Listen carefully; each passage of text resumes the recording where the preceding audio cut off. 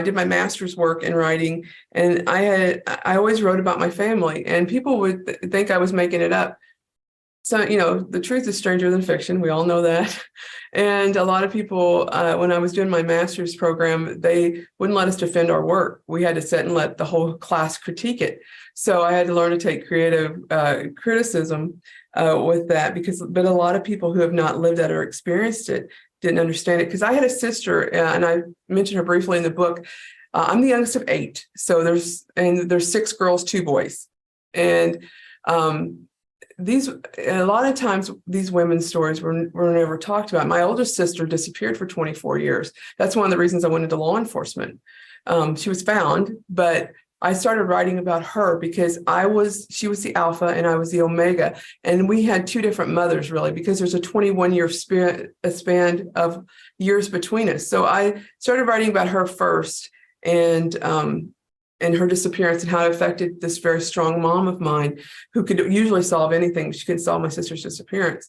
And then I went into writing about my other sister, but I liked those, like a David Sedaris, the family conflicts, because they're all universal. Even though mine's rural Missouri, I have people writing me from Australia that say, "Oh my gosh, this is how I felt when I read your book." My sister had allegedly killed her husband. And that's where we start. In the middle of that action is where we start, where she allegedly had gotten up and shot her husband 10 times and then tried to commit suicide and called 911 and reported it. And I knew that there was a lot of things going on in the family, because I had already had an open case with Missouri Division of Aging, because I thought she was being abused. She was a stroke victim a year to the day of the murder.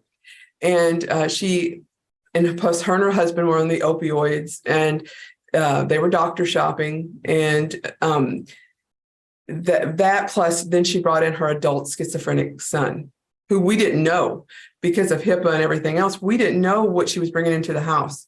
So when he came in, he was telling us he was taking vitamins. We didn't know that there was actually medicine for psychotropic medicine. So, and 5 days prior to the actual murder, he had called 911, said he was going to kill her, kill him, and then kill himself.